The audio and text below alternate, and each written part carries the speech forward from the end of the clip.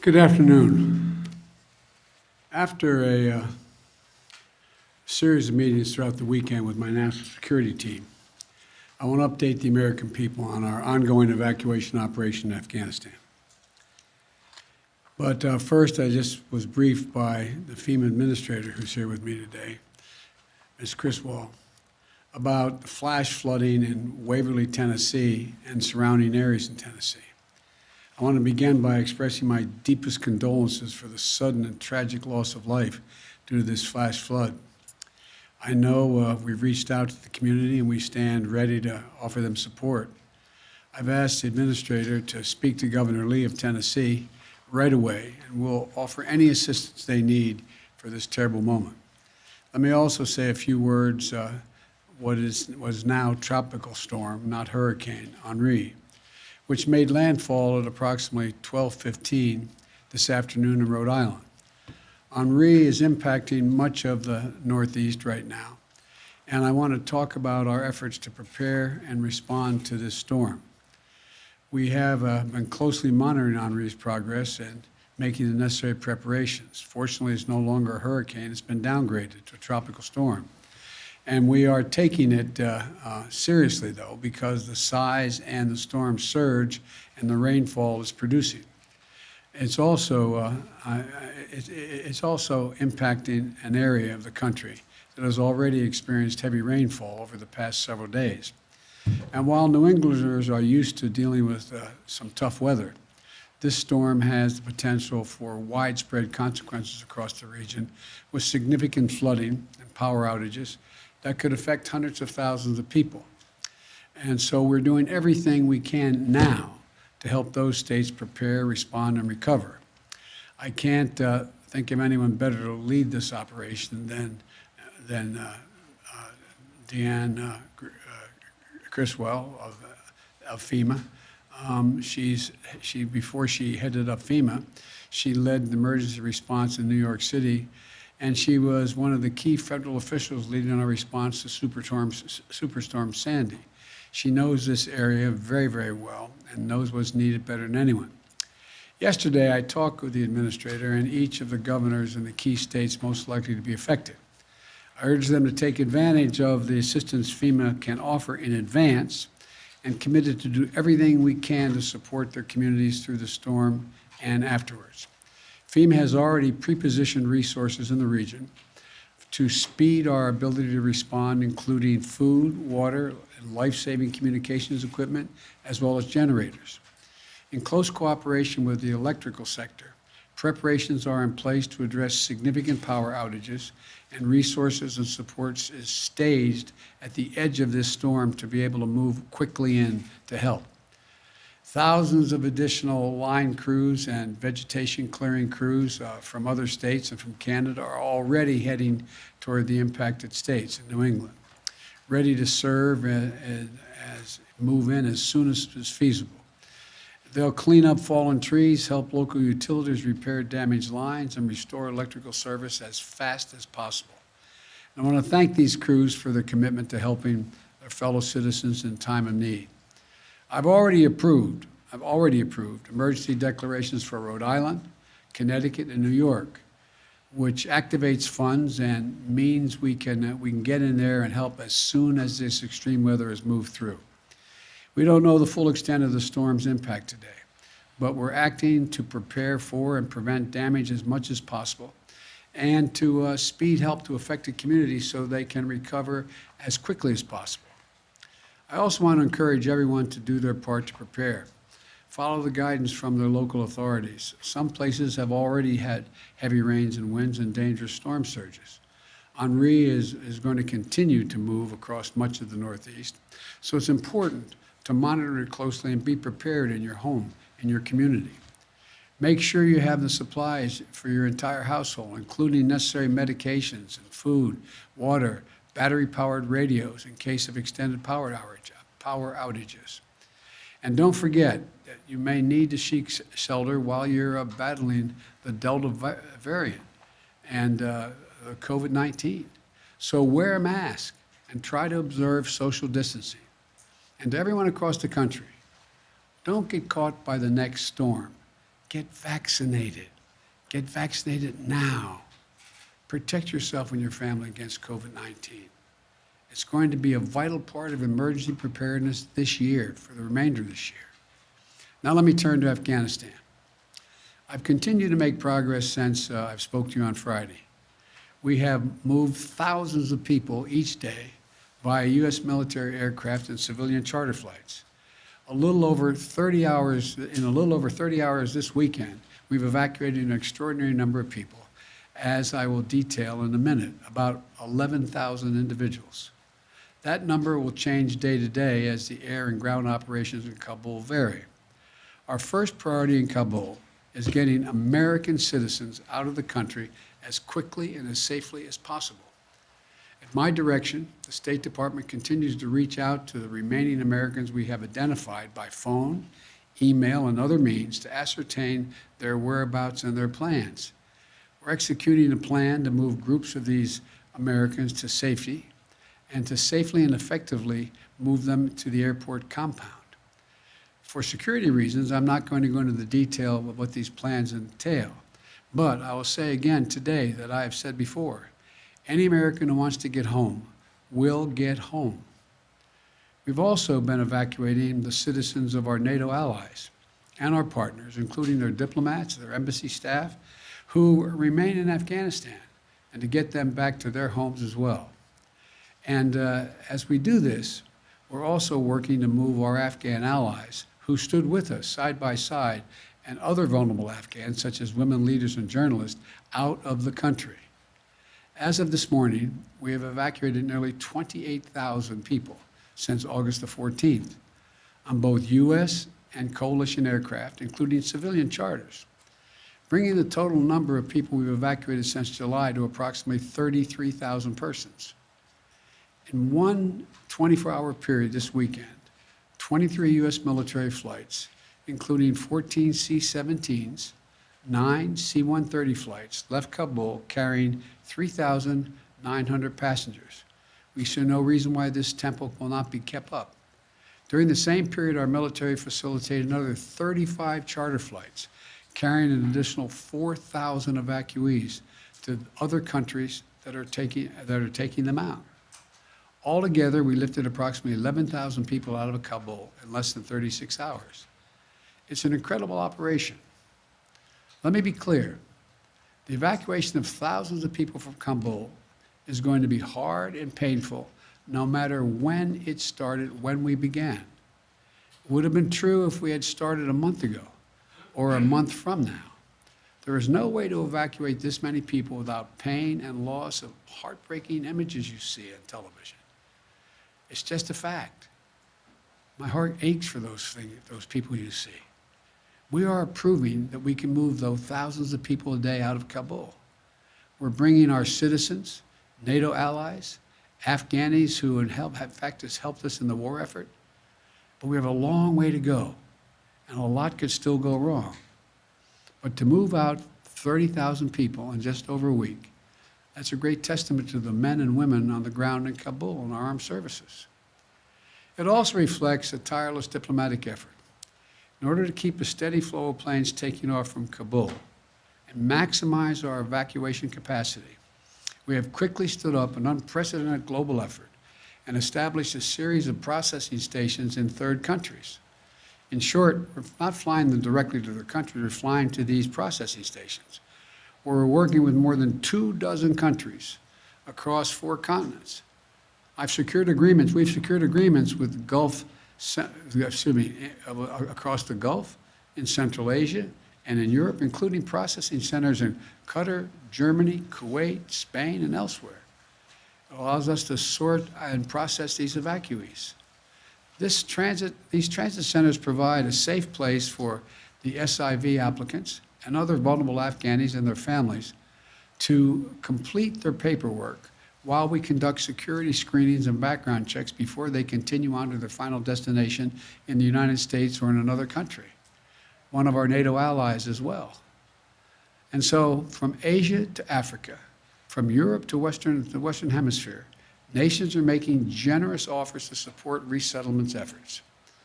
And I've been in personal contact with the leaders of many countries, including Qatar, Germany, Spain, Italy, the UAE, and others. They're making vital contributions. To thank them for their support and to discuss how we can continue to coordinate our efforts in Afghanistan moving forward is the reason why I continue in contact with them. And I want to again thank all of our partners for their continuing to stand together. We've also activated the first stage of what's referred to as the Civil Reserve Air Fleet to help with the onward movement of evacuees from these transit centers. Our military aircraft and others will get them to these centers, but then we're going to get the Civil Reserve Fleet. It's a program that's was designed in the wake of the Berlin airlift after World War II to use commercial aircraft to augment our airlift capacity. This is a voluntary program for our commercial airlines, and we're grateful for those airlines and the U.S. carriers who are supporting us. This effort will only use 3 or 4 planes from each of the major carriers, vast fleets of aircraft. So there should be no effect or a minimal effect on commercial air travel. And we'll stay in close coordination with our partners to mitigate any impact. These Civil Reserve flights will be helping facilitate the safe movement of people from staging locations and transit centers like Qatar or Germany to the United States or to a third country. None of them will be landing in Kabul. Now, the American aircraft that part of this will not be going to any country but the United States. As this effort unfolds, I want to be clear about 3 things. 1, planes taking off from Kabul are not flying directly to the United States. They're landing at U.S. military bases and transit centers around the world. Number 2, at these sites where they're landing, we are conducting thorough scrutiny, security screening for everyone who is not a U.S. citizen or a lawful permanent resident. Anyone arriving in the United States will have undergone a background check. Number 3, once screened and cleared, we will welcome these Afghans who helped us in the war effort over the last 20 years to their new home in the United States of America, because that's who we are. That's what America is. You know, I've been touched by the outpouring of support that we've seen from communities, organizations across America mobilizing to support these efforts. So many of these Afghans stood bravely by U.S. troops in Afghanistan. And now, the United States, including veterans groups, refugee settlement agencies, religious organizations, and so many others, are standing with our Afghan allies. It exemplifies the best of America. And I want to say again, just how difficult this mission is and how dangerous the dangers it poses to our troops on the ground. The security environment is changing rapidly. There are civilians crowded at the airport, although we've cleared thousands of them. We know that terrorists may seek to exploit the situation and target innocent Afghans or American troops. They're maintaining constant vigilance. We're maintaining the constant vigilance to monitor and disrupt threats from any source, including the likely source being ISIS-K, the Afghan affiliate referred to as ISIS-K. But we're under no illusions about the threat. I said on Friday, ISIS-K is a sworn enemy of the Taliban, and they have a history of fighting one another. But every day we have troops on the ground. These troops and innocent civilians at the airport face the risk of attack from ISIS-K from a distance, even though we're moving back the perimeter significantly. We're working hard and as fast as we can to get people out. That's our mission. That's our goal. And our determination to get every American citizen home and to evacuate our Afghan allies is unwavering. We continue to see not only the enormous scope and scale of the effort, we will see the individual lives that are affected, the families that are desperate to get home to their loved ones in America, the communities of veterans who have mobilized to try to help their former interpreters get to safety, the frightened Afghans who aren't sure what to do. To state the obvious, it's heartbreaking. We're all seeing it. We see it, we feel it. You can't look at it and not feel it. Nothing about this effort is easy, but the women and men of the United States Armed Forces are acting bravely and with professionalism and with a basic human compassion. I want to offer my profound thanks to our service members on the ground in Kabul and to all those at U.S. bases around the world who are welcoming and caring for these evacuees. And to all the diplomats and civil servants who are working around the clock to rescue American citizens, the citizens of our allies, our Afghan partners, vulnerable Afghans such as women leaders and journalists. What we are doing is extraordinary. And you have to think of all they're doing. Thanks to the people from all over the world who are helping this effort. So I want to thank you, and I'll keep you informed every day as we move forward. May God protect our troops and our diplomats and who are serving in harm's way. Now I'll take a few questions. Darlene from the Associated Press. Mr. President? Yes. We're 9 days away from the August 31st deadline. Will you extend that deadline, or what is your thought process on extending the evacuation operation? There's discussions going on among us and the military about extending. Our hope is we will not have to extend, but there are going to be discussions, I suspect, on how far along we are in the process. Mr. President. Mario Parker, Bloomberg. Thank you, Mr. President. Just to piggyback off the August 31st deadline, you told the G7 in Cornwall you promised them support back in June. If they ask for a larger or a longer American presence past the August 31st deadline, what will you tell them on Tuesday, sir? I will tell them that we'll see what we can do. Look, we are working closely with the G7. I've spoken with most of the leaders of G7. I'll be doing a conference with them, I think Tuesday, I'm not certain. And we'll have that discussion. But we already have helped get out diplomats from other countries. We've already helped get out citizens from other countries, and we'll continue to do that. And Mr. President, it sounded like you've extended operations into Kabul outside of the airport. Is that correct? What I'm not going to do is talk about the tactical changes we're making to make sure we maintain as much security as we can.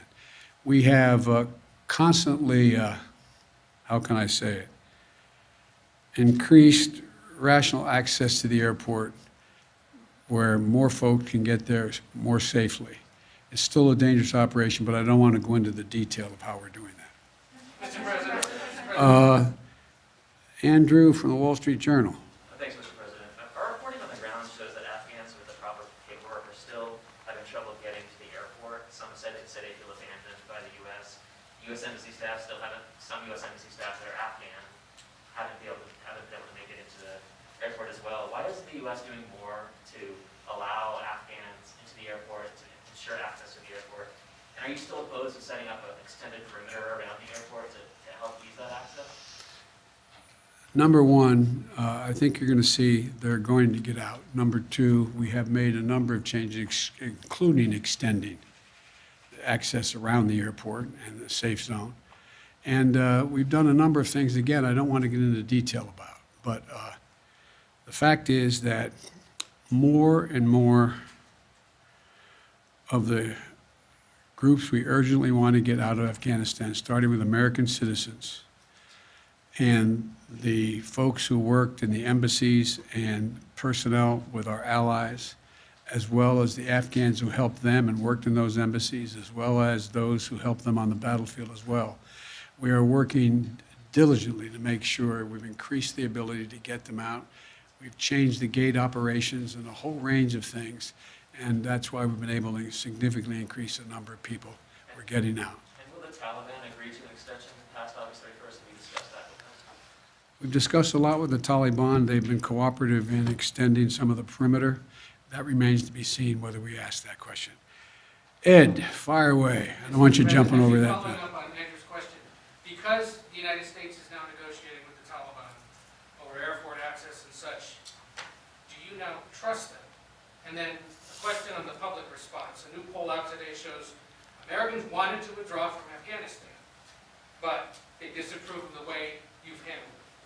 Poll also found that based in part on what's transpired in the last week, the majority of Americans, forgive me, I'm just the messenger, no longer consider you to be competent, focused, or effective in the job. I haven't seen that poll. It's out there from CBS this morning. What would you say to those Americans who no longer believe that you Look, can do the job? I had a basic decision to make.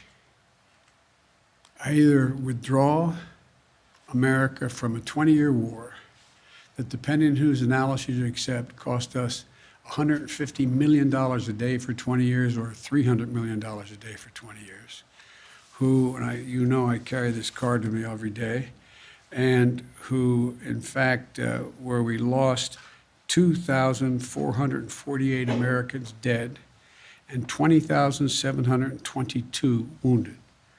Either increase the number of forces we keep there and keep that going, or I end the war. And I decided to end the war. As I said the other day, the only reason we're in Afghanistan is this is the place from which bin Laden attacked the United States of America. Had this been in another Middle Eastern country where he could have easily have moved from, we would have never gone to Afghanistan. So the question is, when is the right time to leave? Where are our national interests? Where do they lie?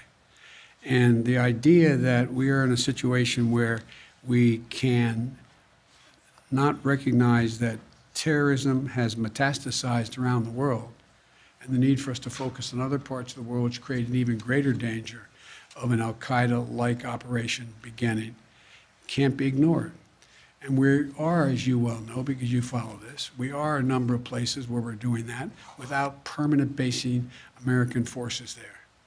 So I think when this is over, the American people have a clear understanding of what I did, why we did it, but look, that's the job.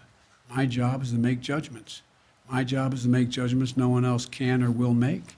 I made them. I'm convinced I'm absolutely correct in not deciding to send more young women and men to war for a war that, in fact, is no longer warranted. On the question of the Taliban, though, do you trust them now? Do you have to negotiate with them? I don't trust anybody, including you. I love you. But, there's not a lot of people I trust. Look, the Taliban has Taliban has to make a fundamental decision. Is the Taliban going to attempt to be able to unite and provide for the well-being of the people of Afghanistan, which no one group has ever done since before, dealing for hundreds of years? And if it does, it's going to need everything from additional help in terms of economic assistance, trade, and a whole range of things. The Taliban has said, we'll see whether they mean it or not. They're seeking legitimacy. They're seeking legitimacy to determine whether or not they will be recognized by other countries. They have told other countries as well as us they don't want us to move our diplomatic presence completely. So all of this is all just talk now.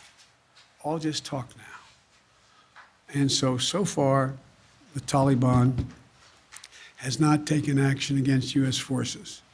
So far, they have, by and large, followed through on what they said in terms of allowing Americans to pass through and the like. And I'm sure they don't control all of their forces. It's a ragtag force. And so we'll see. We'll see whether or not what they say turns out to be true. But the bottom line is this, folks. Look, at the end of the day, if we didn't leave Afghanistan now, when do we leave? Another 10 years? Another 5 years? Another year? I'm not about to send your son or your daughter to fight in Afghanistan. I don't see where that is in our overwhelming interest. And the talk about how our interests are going to be impacted, let me tell you, you're sitting in Beijing or you're sitting in Moscow. Are you happy we left? They'd love nothing better for us to continue to be bogged down there, totally occupied with what's going on. So the idea, I think that history is going to record, this was the logical, rational, and right decision to make. So thank you all so very much. Thank you. Sanctions against the Taliban, the British are calling for sanctions. They're going to discuss sanctions on Tuesday. Would you support sanctions against the Taliban under certain conditions? On Friday, you mentioned harsh conditions if they misbehave. The answer is yes. It depends on the conduct. Thank you. Mr. President, what about ISIS and the threat that Americans face now?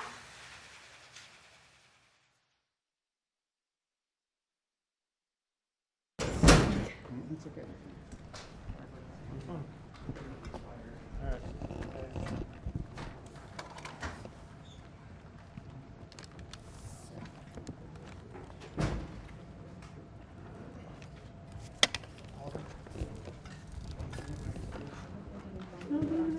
Thank you.